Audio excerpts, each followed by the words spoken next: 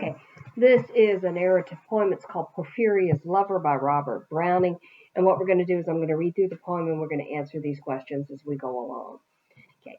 The rain set early. The rain set early in tonight. The sullen wind was soon awake. It tore the elm tops down for spite and did its worst to vex the lake.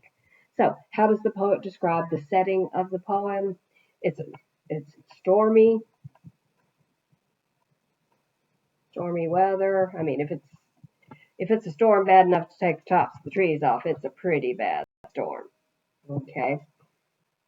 And it was night. So we know that. Okay.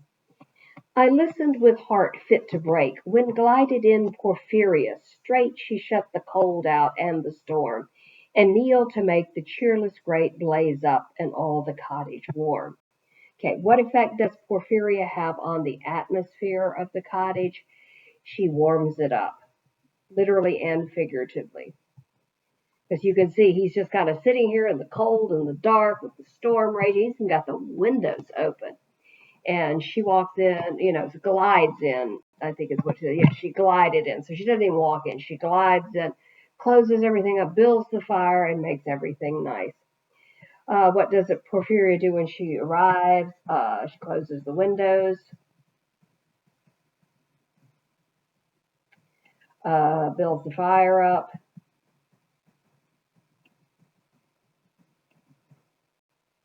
Okay. Let's see. And all the cottage warm. Which done, she rose, and from her form withdrew the dripping cloak and shawl, and laid her soiled gloves by, untied her hat, and let the damp hair fall. Okay, and then she takes off her coat. Takes off coat, hat, gloves. At last she sat down by my side and called me. When no voice replied, she put my arm around her waist. So, okay, here's this guy. He's been sitting here in the cold and with the windows open in the dark. She comes in, she warms up the cottage. She sits down beside him and she says his name, but he doesn't answer her. And then she reaches over and puts his arm around her waist and made her smooth white shoulder bare. So she's, dropping her dress a little bit, let her shoulder be there, and all her yellow hair displaced, and stooping made my cheek lie there. So she's, coming on to him, trying to get him to open up to her, talk to her, but he's still not replied yet, murmuring how she loved me. She, too weak for all her heart's endeavor to set its struggling passion free from pride and vainer ties dissever. Okay, why can't Porphyria give herself to the narrator forever? Okay, you got to look at some of these key words here: pride, vanity. She, she likes him, but she's not willing to be there all the time for him. So she thinks she's better than him.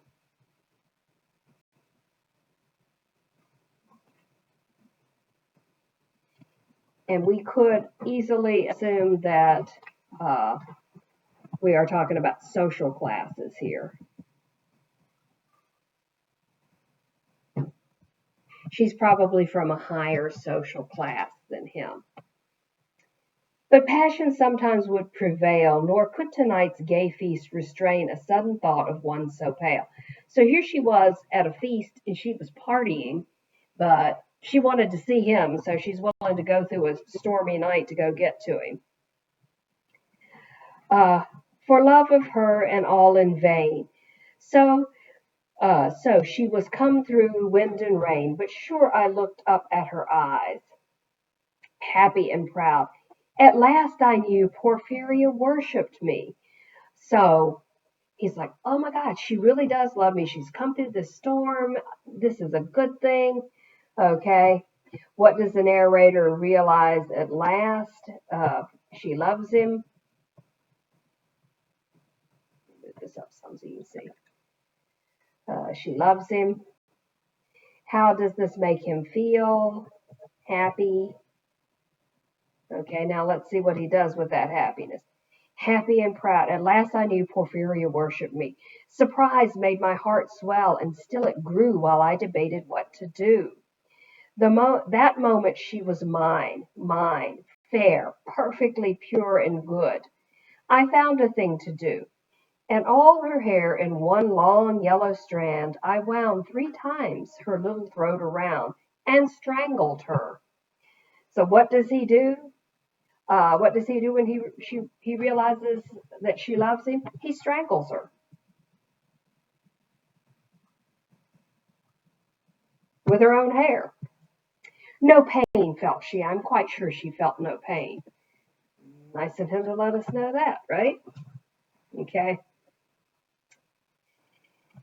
As a shut bud that holds a bee, I warily opened her lids again, laughed at the blue eyes without a stain.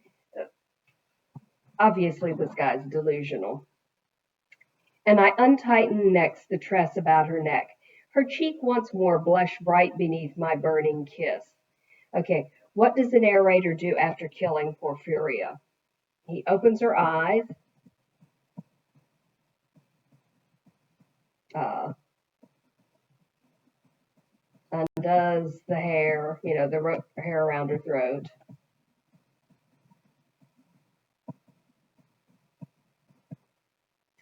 and propped her head up as before. So props her head on him.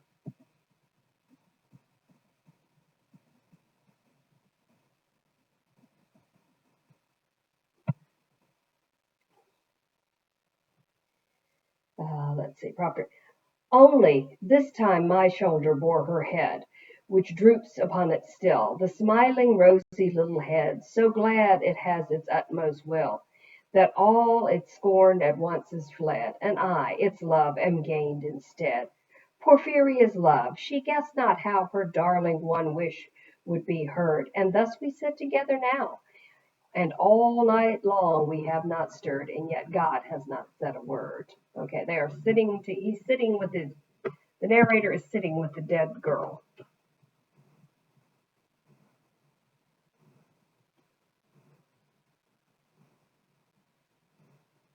sitting with Porphyria's body.